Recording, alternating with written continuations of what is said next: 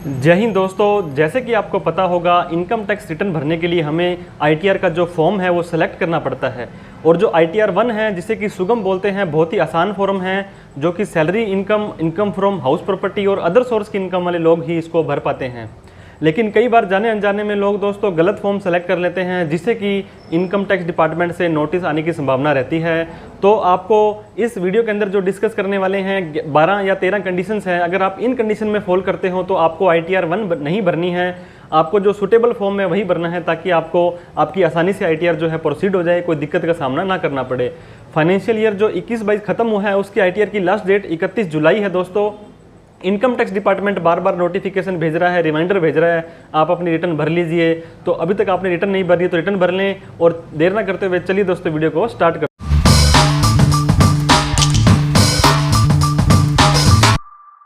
ITR 1 not applicable form, ऐसे कौन कौन से व्यक्ति हैं जो आईटीआर 1 नहीं भर सकते हैं। सबसे पहले हम बात करेंगे आईटीआर 1 कौन भर सकता है, किसके लिए एप्लीकेबल है। सैलरी की इनकम कोई व्यक्ति कमा रहा है, चाहे एक एम्प्लॉयर से हो या एक से ज़्यादा एम्प्लॉयर से हो, चाहे उसकी कोई पेंशन की इनकम आ रही हो, तो आईटीआर 1 आप भर सकते हैं। हाउस प्रॉपर्टी की इनकम दोस्तों, अगर आपके पास एक मकान है, चाहे वो सेल्फ ऑक्यूपाइड है या आपका वो लेट आउट है, उन दोनों में से कोई भी एक मकान है तो आप आईटीआर 1 भर सकते हैं। और अदर सोर्स की इनकम है, कोई भी इंटरेस्ट की इनकम है, इस तरह की इनकम है तो आईटीआर 1 आप भर सकते हैं। तो अब आईटीआर 1 कौन नहीं भर सकते हैं। सबसे पहला व्यक्ति जिसकी एनुअल इनकम दोस्तों 50 लाख से ज़्यादा है। अगर आपकी हाउस प्रॉपर्टी की इनकम है, एक मकान की है, अगर आपकी सैलरी इनकम है, अदर सोर्स है, लेकिन ये सारी की सारी इनकम मिलाकर के 50 लाख से ज़्यादा चली जाती है, तो आपको आईटीआर 1 नहीं भर सकते हैं, आपको आईटीआर 2 भरना पड़ेगा। इसके बाद बात करते हैं दोस्तों हाउस प्रॉपर्टी की। हमने बात की थी अगर एक हाउस प्रॉपर्टी है तो आप आईटीआर 1 भर सकते हैं। अगर एक से ज़्यादा हाउस प्रॉपर्टी है, चाहे वो सेल्फ ऑक्यूपाइड हो या लेट आउट हो, तो आईटीआर आपको 2 भरनी पड़ेगी। आईटीआर 1 आप इस केस में नहीं भर सकते हैं। इसके बाद दोस्तों एग्रीकल्चर इनकम इंडिया के अंदर टैक्स फ्री है, चाहे आप कितनी भी एग्रीकल्चर इनकम दिखाते हैं, लेकिन एग्रीकल्चर प्लस नॉन एग्रीकल्चर जब मिल जाती है तब एग्रीकल्चर पर भी टैक्स देना पड़ सकता है। इसके ऊपर हमने डिटेल में वीडियो बना रखी है, जिसका कि लिंक डिस्क्रिप्शन बॉक्स में दे दिया है। अगर आप वो भी देखें तो आपको कुछ कंसेप्ट से आपके एग्रीकल्चर इनकम के क्लियर हो जाएंगे। अगर आपकी इनकम 5,000 रुपये से ज़्यादा है, बहुत ही कम अमाउंट रखी गई है इनकम टैक्स डिपार्टमेंट के द्वारा, अगर एग्रीकल्चर इनकम 5,000 से ज़्यादा है एक साल के अंदर, तब आप आईटीआर 1 नहीं भर पाएंगे, आपको आईटीआर 2 है वो भरनी पड़ेगी।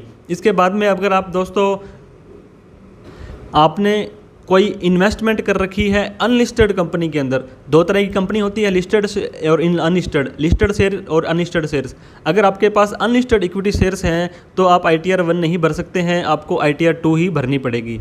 इसके बाद में अगर आप डायरेक्टर हैं किसी कंपनी के अंदर, private limited, public limited company के अंदर आप एक डायरेक्टर हैं, तो आपको डिन नंबर होता है, डायरेक्टर आइडेंटिफिकेशन नंबर, तो उस केस में आप आईटीआर 1 नहीं भर सकते हैं, आईटीआर 2 आपका वहाँ पे जाएगा।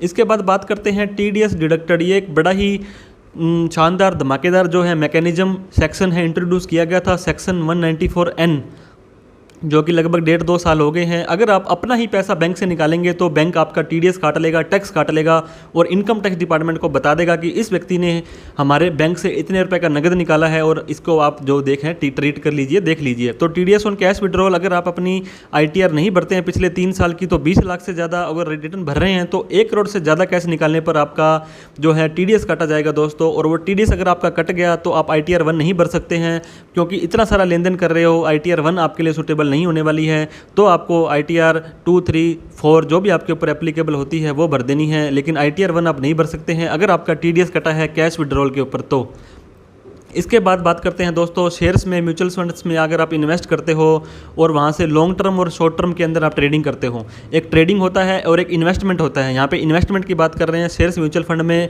शॉर्ट टर्म कैपिटल गेन या लॉस होता है या long term capital gain loss होता है, तो आपको आईटीआर 2 भरनी है। आईटीआर 1 आप शेयर मार्केट की जो इनकम है नहीं दिखा सकते हैं। इसके बाद शेयर मार्केट के अंदर आप ट्रेडिंग करते हैं, वो पहले लॉन्ग टर्म और शॉर्ट टर्म में इन्वेस्टमेंट थी, और ये ट्रेडिंग है आपकी इंट्राडे या फ्यूचर एंड ऑप्शन। अगर शेयर्स के अंदर आप इंट्राडे के काम करते हैं तो वो स्पेकुलेटिव बिजनेस माना जाता है दोस्तों, इसका अलग से ट्रीटमेंट किया जाता है। और फ्यूचर एंड ऑप्शन को नॉर्मल बिजनेस माना जाता है। तो इन केस में आपको आईटीआर 3 भरनी पड़ेगी, आपकी बैलेंस शीट बनानी पड़ेगी, प्रॉफिट एंड लॉस अकाउंट बनाना पड़ेगा, और कई बार हो सकता है आपको एक चार्टर्ड अकाउंटेंट से ऑडिट भी करवानी पड़े। तो इस तरह से आपको जो है ये है आईटीआर जो 3 है वो फाइल करनी है। अगर आपके फैमिली में हिंदू अनडिवाइडेड फैमिली एचयूएफ बनी हुई है और वहाँ से कोई आपको पोर्शन मिलता है, इनकम का हिस्सा मिलता है, तो ITR 1 जो है फॉर्म आप नहीं भर सकते हैं। ITR 1 आपके लिए सूटेबल नहीं रहेगा। इसके बाद अगर आप किसी पार्टनरशिप फर्म में या LLP लिमिटेड लायबिलिटी पार्टनरशिप के अंदर आप एक पार्टनर हैं, तो वहाँ से आपको इंटरेस्ट या रेमुनरेशन मिलता है, तो आपको जो है दोस्तों ITR 1 आप नहीं भर सकते हैं। ITR 3 आपको भरनी पड़ेगी, या जो इसके अलावा कोई इनकम है उसके अकॉर्डिंग आपका जो है फॉर्म है वो फाइनल होगा। इसके बाद में असेस्ड आउटसाइड इंडिया, इंडिया से बाहर आपकी कोई संपत्ति है दोस्तों, कोई आपने प्रॉपर्टी खरीद रखी है, कोई कंट्रोलिंग इंटरेस्ट है, किसी भी तरह का कोई आपके पास एसेट है दोस्तों, तो ITR 1 आप नहीं भर सकते हैं। इसके अलावा जो सूटेबल ITR है वो आपको भरनी पड़ेगी। इसके बाद इनकम फ्रॉम फ्रीलांसिंग, बहुत सारे लोग हैं जैसे दोस्तों यूट्यूबर्स मान सकते हैं या कोई आपने सर्विस प्रोवाइडर मान सकते हैं, तो इसी तरह का कोई व्यक्ति जो फ्रीलांसिंग का काम करता है तो वो है दोस्तों ITR 1 अपनी नहीं भर सकता है, क्योंकि ये बिजनेस या प्रोफेशन माना जाता है। ITR 3 या 4 भरनी पड़ेगी।